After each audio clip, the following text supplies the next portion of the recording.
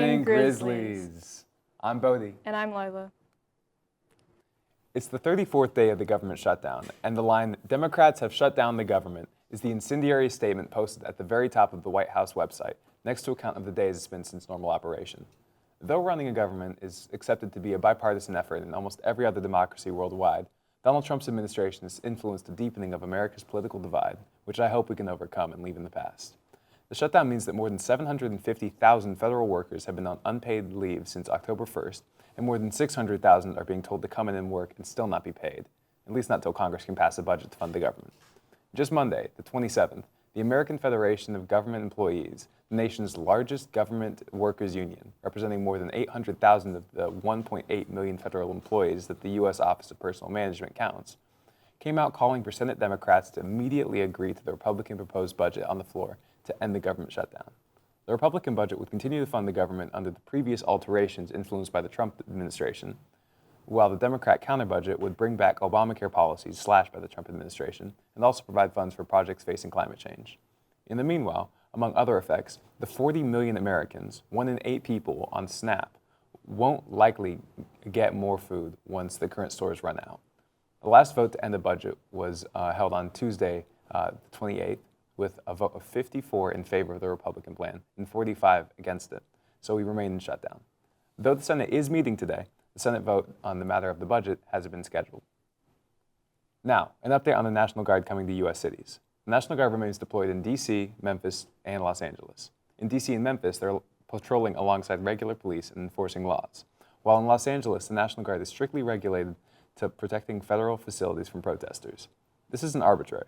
The National Guard in D.C. and Memphis are authorized under Title 32 of the U.S. Code, which means they're paid by the federal government, but follow the orders of the governor of the state they're from.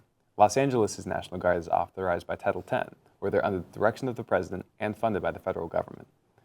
National Guard deployments to Chicago and Portland have been so far stalled by district judges across the nation. The matter of National Guard deployments have been brought up all the way to the U.S. Supreme Court, who are still working through the government shutdown, and analysts expect a ruling as early as later this week. As for Portland, a high court where cases go to be revisited, the Ninth Circuit Court of Appeals, is currently hearing the case for whether the conditions of Portland necessitate the National Guard's deployment. If the National Guard gets authorized for Chicago and Portland action, they'll likely work alongside police and could even work alongside ICE in raids. And on Sunday, the 2nd, the U.S. court judge, who was first appointed by Donald Trump, barred National Guard troops from being deployed to Oregon, at least until this Friday, November 7th, when she'll make a decision for good. As of now, she stated, "This court finds no credible evidence that during the approximately 2 months before the president's federalization order, protests grew out of control or involved more than isolated and sporadic instances of violent conduct that resulted in no serious injuries to federal personnel." As for a story that worries us here on the news show, on Monday the 13th, the Pentagon, spearheaded by Secretary of War Pete Hegseth, announced a series of restrictions that news organizations have to follow to cover news at the Pentagon, saying outlets now cannot access material the Pentagon hasn't explicitly authorized for the media to access, and that journalists need to have official escorts to certain areas of the Pentagon. Every major news outlet has declined these terms, as they state it undermines journalistic integrity.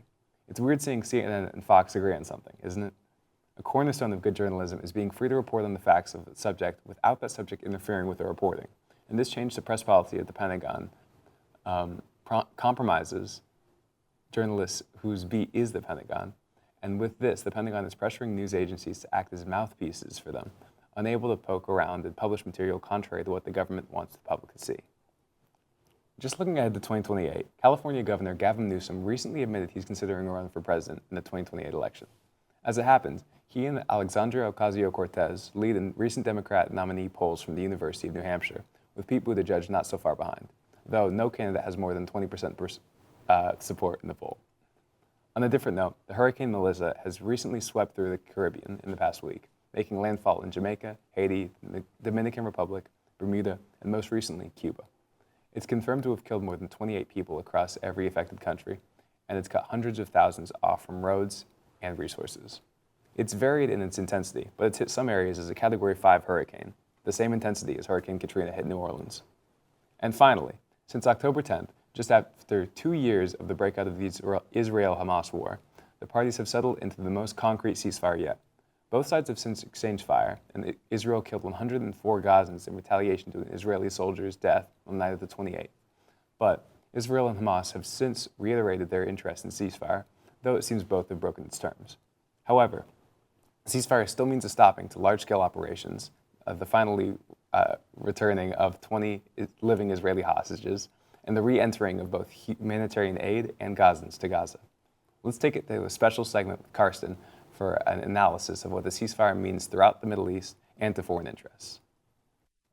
Thank you, Bodhi. Now, from this world segment, we have a special focus on the ceasefire President Trump negotiated, and we will go through the winners and losers as well as the larger regional fallout. On the winner's side, first we have the Israeli hostages and their families. The deal brought many of them home and ended their use as bargaining chips. Second, the Palestinians living under Hamas. The ceasefire terms included reconstruction of their state, not of Hamas, and this opens the door to the idea of an actual country emerging in the long term. Third, Egypt and Qatar. Egypt keeps its role as gatekeeper at the Rafah crossing and stands to profit heavily from reconstruction efforts, as nearly everything must pass through that gate. Qatar benefits by providing the value of its talk to everyone foreign policy, giving it influence on humanitarian access, future administration in Gaza, and even reconstruction projects such as a possible seaport. Shipping aid and supplies by sea is cheaper and faster than by land, which would strengthen Qatar's role in the region. That concludes the winners, and now to the larger list of losers. First, Hamas. They surrendered their living hostages, trading short-term survival for long-term bargaining power. Their networks are degraded, their tunnels are less effective, and without strong Iranian support, they are finished. Their capacity to act will shrink further if governance and de-militarization succeed in the next phase.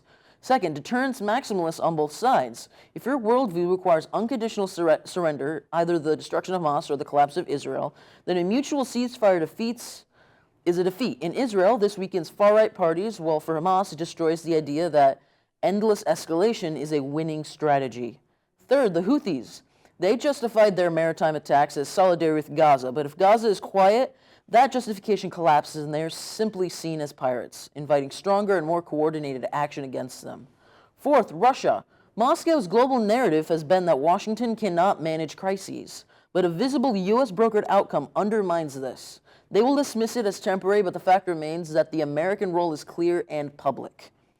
And finally, the biggest loser is Iran. For decades, Iran relied on proxy militias because they were cheap and effective and provided deterrence instead of investing in their own air force or missile defense systems. Iran could threaten to unleash groups like Hamas or Hezbollah on its enemies, but when these proxies collapse, Iran's deterrent collapses. With them lost, Hamas, after its confrontation with Israel, then lost Hezbollah to the Pager attack and the Israeli invasion of southern Lebanon, which crippled its capacity. They lost Syria as well. Once Hezbollah was weakened, the missile pipeline from Syria into Lebanon stopped, and with Syria fractured, Israel was able to wage a 12-day air war supported by U.S. B-2 strikes. That left Iran's air force and defenses crippled. Russia cannot provide them support as it is locked in Ukraine, and China refuses to sell weapons as it prepares for its own future conflict over Taiwan. This leaves Iran weakened, isolated, and unable to project strength, making them the largest loser in the ceasefire. Now back to the desk. Sad news, Grizzlies. Over the past month, many staff and students have learned of the passing of beloved MHS staff member and college advisor, Esther Lipke. Esther was a pillar of our community, dedicating her time to helping students improve their lives and plan for their futures. Our thoughts and prayers are with her and her family as the MHS staff and students who were impacted by this loss. Grief is a very difficult and very real process. If you are struggling with your feelings, please don't hesitate to reach out for support. In other local news, as of November 3rd, the National Guard is still prevented from entering Portland due to the court rulings prohibiting Trump from deploying them. Portlanders, though, are still seen peacefully protesting outside the ICE building, and a couple weeks ago, Portland continued to show up for the second No Kings protest, making history once again.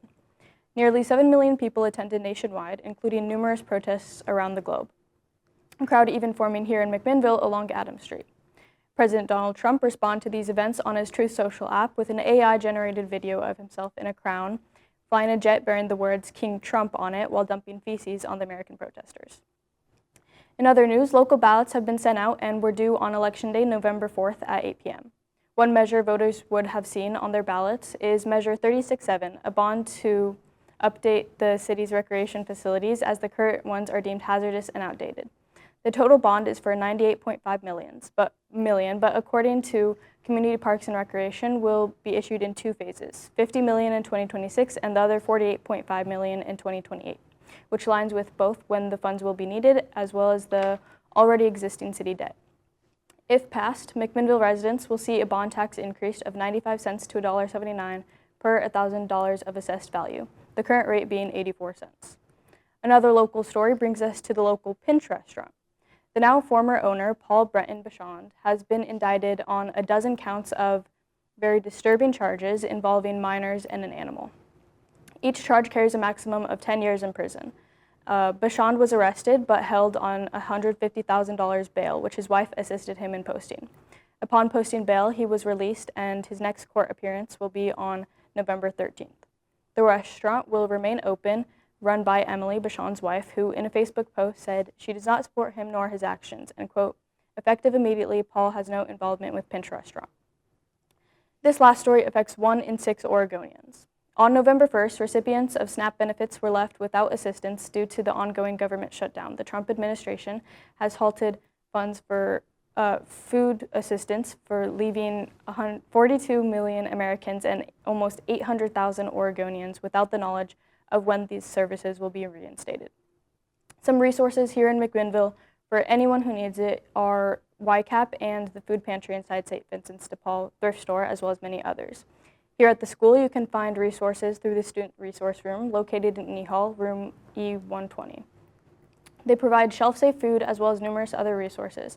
It is run by volunteers, and if a student needs something the room does not have, the volunteers are happy to provide help in getting what's needed. The room is open on Tuesdays and Thursdays from 2 p.m. to 4 p.m. If you have any questions, you can find Ms. Weeks in the Success Center or Ms. Carlson in the Student Center. Also, on Mondays, Wednesdays, and Fridays from 8 a.m. to 2 p.m., there's the Family Resource Center in the building with the blue roof adjacent to Adams campus. This resource center is open for students as well as their families and supplies a full food pantry. Also, students can sign up with their counselors to receive meal boxes for Thanksgiving and for winter break. That's all for local news. Off to Alex with sports. Hey, Grizzlies.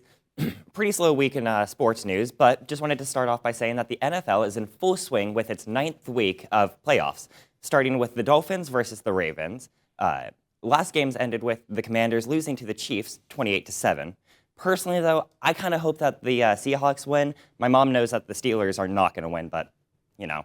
Anyways, more locally, both of our soccer teams have fully qualified for the playoffs, with the girls' team finishing without any losses, this being the very first time in our school history. And then the boys' team won the championship for the second year with only 1 or 2 losses, but that's okay. So give it up for our soccer teams. And then lastly, I did just want to say that our football team is playing their very last game here at home, going against Glencoe. And that is going to be happening this Halloween. And really, that's about it. Moving it off to Valen. Tilly Norwood is the up-and-coming AI actress created by the Sequoia AI studio of the company Particle 6 Group. Tilly was created to be a tireless, versatile tool meant for use by people in the entertainment industry. Many notable figures among the Actors Union are outraged at the usage of AI technology, claiming it is completely untethered from human experience and is simply copying what it's been trained off of. Similarly, the famous pop star Taylor Swift is now facing new controversy as fans call out the usage of AI in her newest album's promotional videos. Very noticeable telltale signs of AI imagery have been spotted in these scavenger hunt videos, prompting media to assume that this is the case, as many of what has been noticed is unexplainable without the use of AI. Many people are pointing out the hypocrisy of this, as Swift is a huge advocate for artist ownership and the right to have control of their own work. Neither Taylor Swift or her team has yet to publicly comment on the accusations. Sending it off to weather with Cody. For Monday, the weather is going to be 49 at the highest and 45 at the lowest. Tuesday, 56 at the highest and 50 at the lowest. Wednesday, 57 at the highest and 50 at the lowest. Thursday, 57 again at the highest and 47 at the lowest. And finally, Friday, it's going to be